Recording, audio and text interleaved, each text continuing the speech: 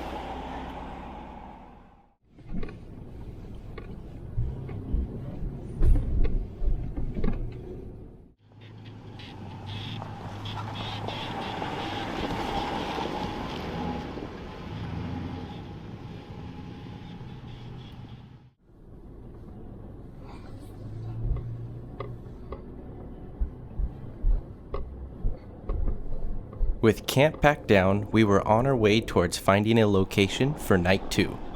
This particular area outside of Vantage is always fun to visit, especially this time of year as crowds are significantly less.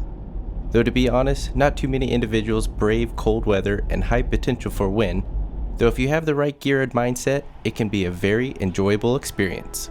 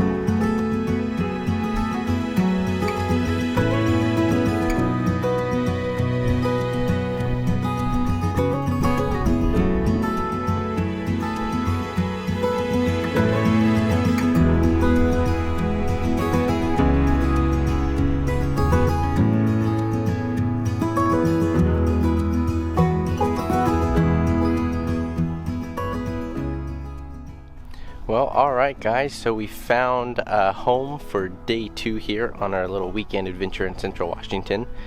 We ended up heading out of Vantage east along I-90, and we're out here just outside of Moses Lake and found a nice spot right on here on this reservoir front. And man, it's beautiful. The weather's still on our side. The winds aren't too terribly bad, and the views are great. Mom approves of the site, most importantly for her birthday weekend. But no, it's awesome. It's a great little find. I've never really been out here. A couple friends of mine had been out here in past trips and kind of suggested this area to venture to and explore, so I'm happy we did. But nonetheless, it's some great views. There's this body of water, like I mentioned, is crazy. You can see this like ice that's along the water's edge just from all the wind and how cold it's been. And there's even this huge flock of birds way out in the middle of the water there, and they're all just kind of tripping away or whatever. And it's actually kind of crazy how far that sound travels across the water. But nonetheless, we're going to have some great views for this evening, so we're going to go ahead and get camp set up, relax a little bit, and just enjoy the sights.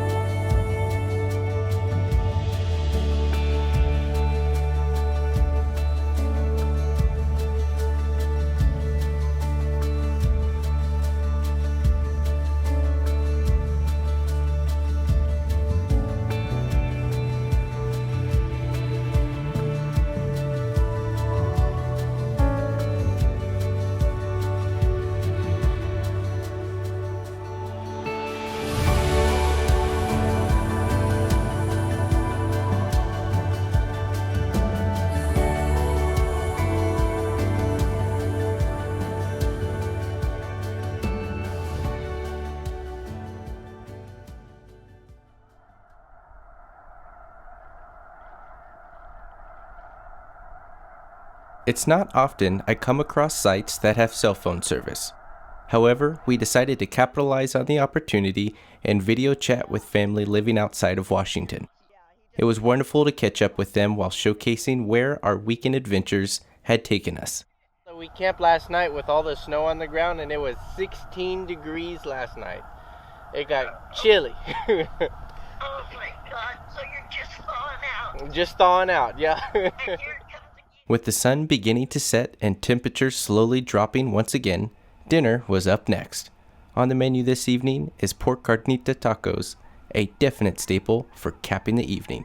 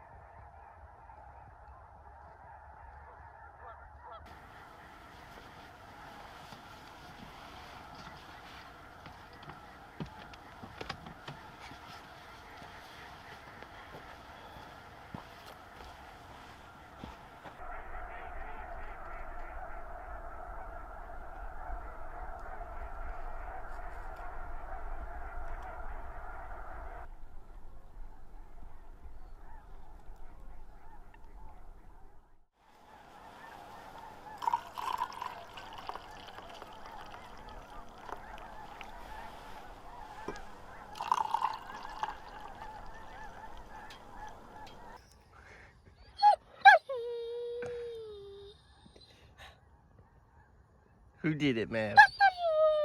Yeah? What happened? We can't share the morning coffee. It's for us. This is our coffee. You can't have any.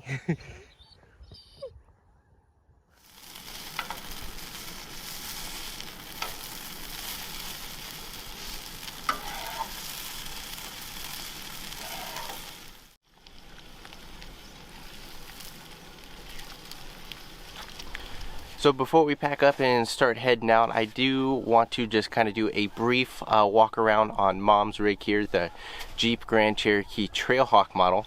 Some of you guys in prior videos have been asking just to do a quick walk around on it and to kind of see some of the upgraded parts that she's done to her rig. So I wanted to take a couple minutes and just kind of showcase and dive into that. So to start with, as you can see, the trunk area of the Jeep has been completely redone.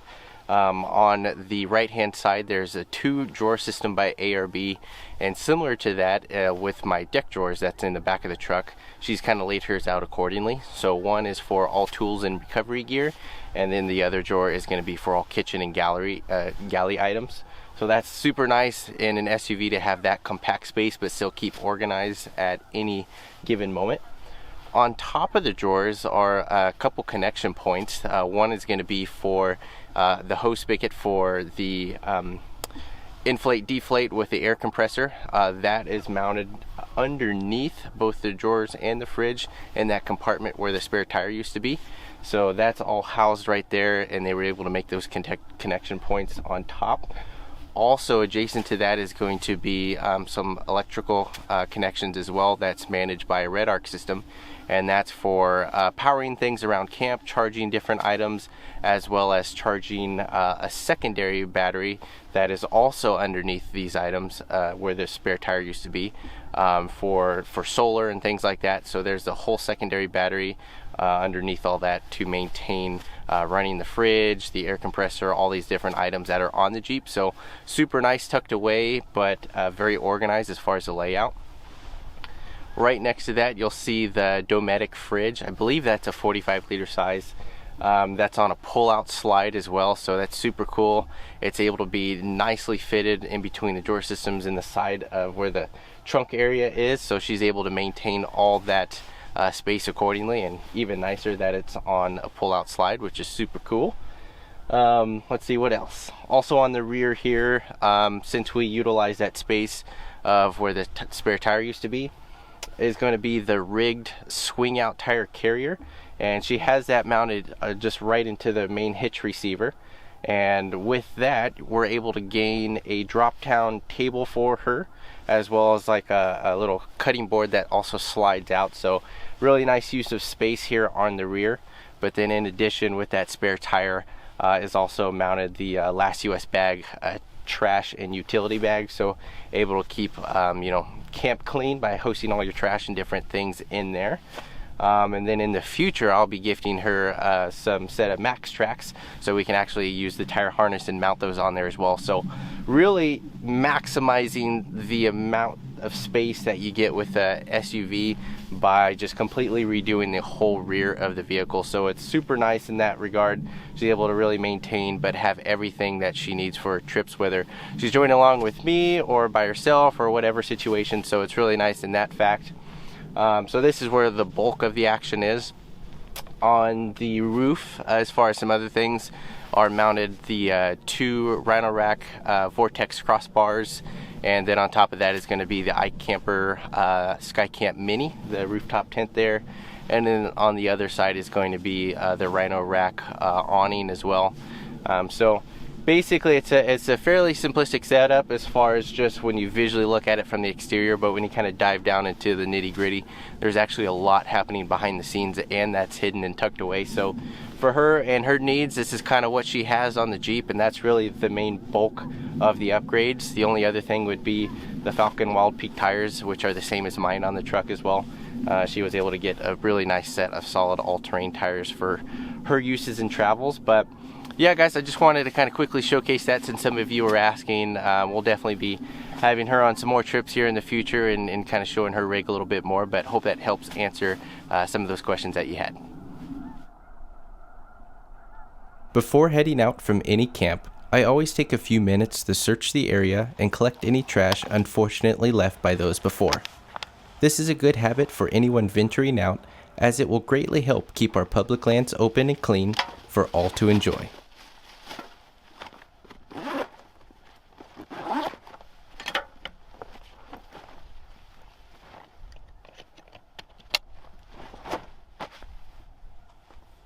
Oh, Maverick, come on, I'm trying to film you. Come here, Bubba. Thank you.